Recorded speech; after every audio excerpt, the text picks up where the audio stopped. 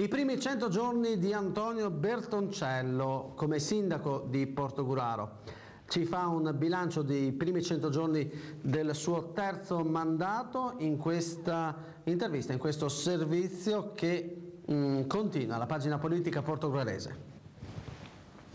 Sì,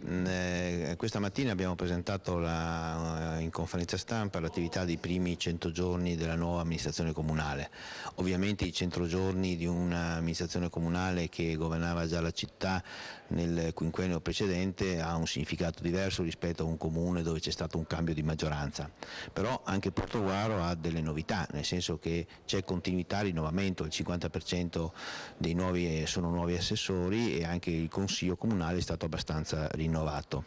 Abbiamo voluto dire attraverso la stampa a tutti i cittadini l'attività che noi stiamo svolgendo in questo periodo di crisi economica, di una legge finanziaria che impedisce ai comuni di spendere delle risorse e la necessità che hanno i comuni di riorganizzare la macchina comunale, rivedere i costi, cercare di fare delle economie e cercare di fare quegli eventi e quelle risorse coinvolgendo la società civile, quindi le associazioni, gli stati generali, intendo per stati generali i rappresentanti delle associazioni importanti di Portogruaro, al fine di cercare di dare risposte nonostante la crisi. I problemi che dobbiamo affrontare sono molti, dovremo riprendere l'attività dopo un anno di inattività tra due elezioni amministrative e 7 mesi di commissariamento.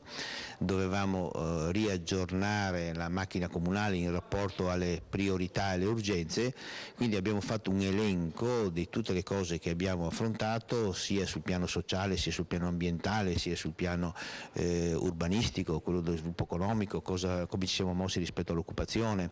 quali sono state le nostre attenzioni rispetto alla centrale biomassa, quali sono sostanzialmente i problemi che abbiamo affrontato e che sono prioritari per la città.